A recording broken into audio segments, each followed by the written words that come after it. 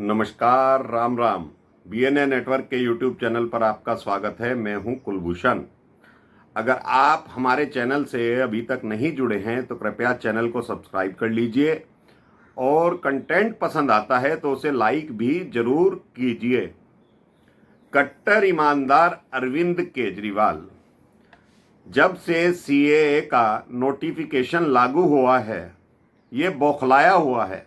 एक तो राम मंदिर प्राण प्रतिष्ठा जब प्रधानमंत्री मोदी ने करी थी, जब भी ये दिल ही दिल इतना व्याकुल हो रहा था कि हिंदुओं के वोट बीजेपी ले जाएगी। इसका कोई भी कार्यकलाप अगर ये करता है तो इसको लग रहा था फिर भी बीजेपी लोकसभा के चुनाव में राम मंदिर का फायदा उठाएगी। और अब ये सीएए को लेकर गलत बयानबाजी पर इसका पूरा गैंग उतर आया है। आतिशी मार लेना हो या खुद केजरीवाल हो, जब राम मंदिर की प्राण प्रतिष्ठा का इसको निमंत्रण मिला था तब तो ये तुष्टीकरण के वास्ते अयोध्या नहीं गया था। कहता था माता पिता के साथ जाऊंगा, अभी समय नहीं है। तो भगवंत मान जो इसके एक तरह से विमान चालक हैं, उनको लेकर सहपरिवार गए थे। और प्राण प्रतिष्ठा के समय ही हर मंगलवार, महीने का पहला मंगलवार जो आता है, इसने हनुमान चालीसा का सुंदर कांड का पाठ रखवाया था दिल्ली के अंदर। तो ये इतना भयभीत उस वक्त भी हो गया था। तो आज केजरीवाल साहब, जो कि कट्टर ईमानदार अपने आप को कहते हैं और भगत सिंह के अनुयायी कहते हैं, सीए के बारे में कुछ जानकारी दे रहे थे। लाइव आकर लाइव प्रसारण इन्होंने करवाया अपना, क्योंकि मीडिया का बजट इनका 550 करोड़ रुपए का है। तो जरा सी बात के लिए एक मेयर जितनी इनकी हैसियत है दिल्ली राज्य की, लेकिन मीडिया इन्हें भरपूर दिखाता है। तो छोड़िए, उस बात को छोड़ देते हैं। इन्होंने क्या कहा उसके बारे में थोड़ा सा वर्णन कर लेते हैं।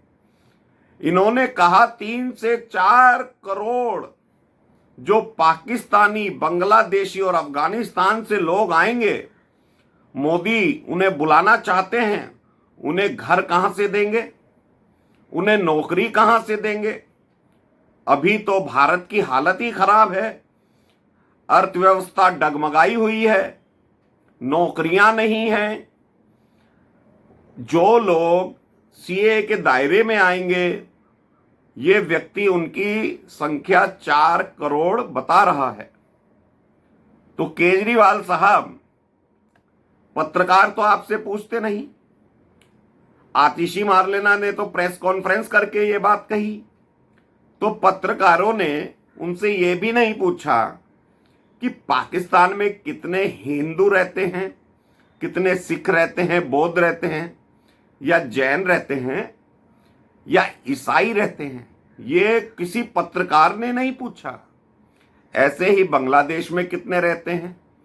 तो ये अपना बड़ा चढ़ाकर आंकड़ा बता रहे हैं 4 करोड़, कि 4 करोड़ लोगों को बीजेपी वाले बुलवा लेंगे।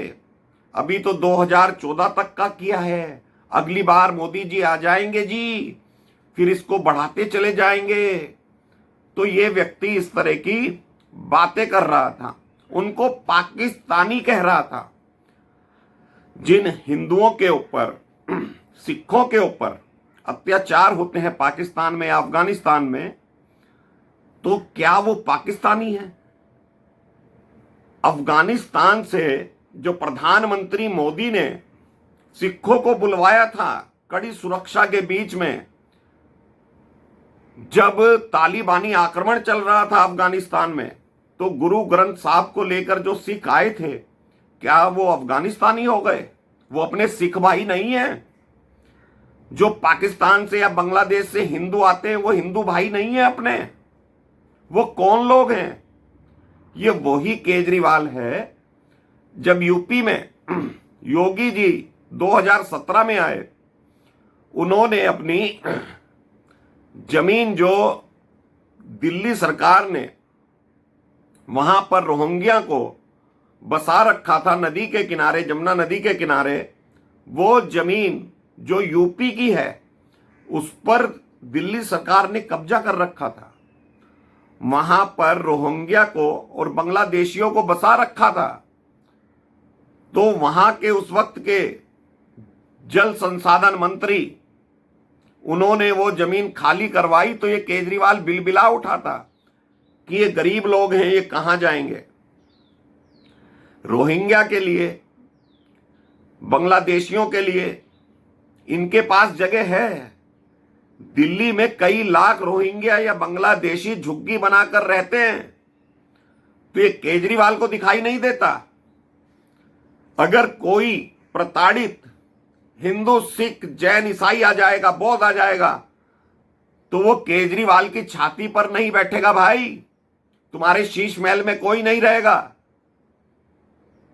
सनातनियों में इतनी क्षमता है कि वो, केजरीवाल साहब आप तो 4 करोड़ बता रहे, 10 करोड़ सनातनी भी हिंदू आए, बौद्ध आए, आकर रहे हिंदुस्तान में, तो ये 100 करोड़ सनातनी उन्हें रखने में सक्षम हैं। तो ये जो भ्रामक प्रचार कर रहा है केजरीवाल और उसके गैंग पूरा, कि मोदी ने ये सीएए गलत लाया है, तो केजरीवाल तुम्हारे लिए तो एनआरसी जरूरी होनी चाहिए। बांग्लादेशी हो, रोहिंग्या हो, तुम तो उनके आधार कार्ड, राशन कार्ड सब बनवा रहे हो दिल्ली में। एनआरसी चाहिए, क्योंकि तुम्हें सनातनियों के आने से कष्ट है केजरीवाल, बांग्लादेशियों से, रोहिंग्या से कोई कष्ट नहीं है। तो इन्हें क्यों अपनी छाती पर रखा हुआ है? 10 लाख से ज्यादा लोग रह रहे हैं दिल्ली के अंदर। उन्हें फ्री का अनाज जो मोदी सरकार दे रही है आप दिलवाते हो, क्योंकि दिल्ली सरकार ने उनके राशन कार्ड बना रखे हैं, आधार कार्ड बनवा रखे हैं, वोटर कार्ड बनवा रखे हैं। तो एनआरसी लागू करवा दीजिए केजरीवाल साहब। वो लोग भी तो जब अभी पिछले दिनों दंगे हुए थे दिल्ली में, उनमें यह खुलासा हुआ था बांग्लादेशी और रोहिंग्यों का हाथ है, पकड़े भी गए थे। कैसी बातें करते हो केजरीवाल कि नौकरी कहां से देंगे? हिंदुस्तान के लोगों के लिए नौकरी नहीं है, तो बांग्लादेशी क्यों बैठा रखे हैं आपने दिल्ली में? आतिशी मार लेना, जवाब दो। आपको जरा सी भी शर्म नहीं आती। मुस्लिम तुष्टीकरण के लिए आप इस हद तक चले जाओगे? सीएए से किसी को दिक्कत नहीं होनी चाहिए दोस्तों। इसमें कोई प्रावधान ही नहीं है जो हिंदुस्तान पे असर डाल सके। कितने लोग आ जाएंगे? 2 लाख, 4 लाख? अरे बुजुर्ग भी तो आएंगे उनमें, 40 साल से ऊपर के लोग भी तो आएंगे उनमें। और नौकरी कैसे ले लेंगे वो सरकारी? आती सरकारी नौकरी मिल जाएगी क्या उनको? खुद को पढ़ा लिखा बताता है आईआईटीएन। क्या पाकिस्तान से ग्रेजुएट व्यक्ति, बांग्लादेश से ग्रेजुएट व्यक्ति क्या भारत सरकार की नौकरी पा जाएगा? क्या दिल्ली सरकार की ही पा जाएगा? केजरीवाल जवाब दो। जो बच्चे यहां पैदा होंगे, जिनकी परवरिश होगी, पढ़ाई करेंगे, उन लोगों को मिलेगी नौकरी। वो व्यापार भी कर सकते हैं। अरे भाई वो प्रताड़ित है वहां पर, चाहे बांग्लादेश हो या पाकिस्तान हो। तुमने तो ममता दीदी की तरह, जैसे बंगाल में ममता दीदी ने कब्जा करवा रखा है बांग्लादेशियों का, पूरी दिल्ली के चारों तरफ देख लीजिए, लेकिन कोई पत्रकार इनसे सवाल तक नहीं करता है कि इन्हें कब निकाला जाएगा। इन्हें सनातनियों से दिक्कत है, हिंदुओं से दिक्कत है, सिखों से दिक्कत है। शाहीन बाग में ये बिरयानी पहुंचा रहा था कि नहीं पहुंचा रहा था केजरीवाल? फंडिंग इनको करवा रहा था कि नहीं करवा रहा था? शाहीन बाग के स्टेज पे आम आदमी पार्टी के लोग जा रहे थे कि नहीं जा रहे थे? कांग्रेसी जा रहे थे कि नहीं जा रहे थे? आज दोनों दल मिल गए हैं, क्योंकि मोदी को हराना है। इनकी हालत देखकर जनता को समझना चाहिए। फ्री की बिजली, फ्री का पानी तो बांग्लादेशियों को दे रहा है ये केजरीवाल। अरे भाई, जो दिल्ली के मूल निवासी हैं उनके अलावा 10 लाख लोग रह रहे हैं जो बांग्लादेशी और रोहिंग्या हैं दिल्ली के अंदर। उस पर कार्रवाई करो। फिर कह दोगे ये तो केंद्र सरकार के अधीन आता है। राशन कार्ड तो दिल्ली सरकार बना रही है, वोटर कार्ड तो दिल्ली सरकार बना रही है, क्योंकि वोट लेने हैं केजरीवाल को, इसलिए विरोध कर रहा है सीएए का।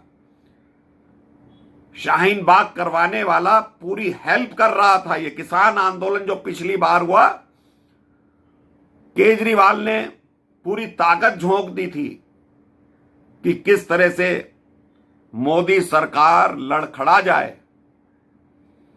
तो करके देख लो बवाल केजरीवाल, क्या हश्र होगा तुम्हारा। ये जनता ही तुम्हारा हश्र करेगी। इस देश में रहते हो, इस देश की मिट्टी से प्यार करना सीखो। अगर गलती से या किसी भी कारण से हमारे सनातनी भाई बांग्लादेश में, पाकिस्तान में, अफगानिस्तान में रह गए हैं और वो प्रताड़ित हैं, अगर हमारे घर का ही कोई व्यक्ति हो कहीं फंस जाए दूसरे शहर में, तो हम उसे निकालने का प्रयास करते हैं। और मोदी सरकार ने तो ये किया है यूक्रेन युद्ध में।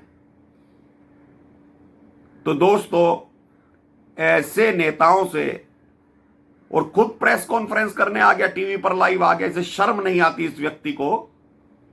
इतना जहर है इसके अंदर सनातनियों के लिए, सिर्फ वोट चाहिए इसको। ओखला के विधायक पर इतने भ्रष्टाचार के आरोप हाई कोर्ट ने लगा दिए हैं, तो आकर प्रेस कॉन्फ्रेंस करके जवाब दो।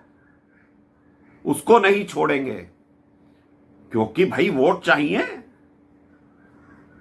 तो दोस्तों, ऐसे लोगों से सावधान रहे। अभी के लिए इतना ही। मेरा कंटेंट आपको अच्छा लगे, पसंद आए तो इसे लाइक जरूर कीजिए, चैनल को सब्सक्राइब कीजिए। नमस्कार। भारत माता की जय।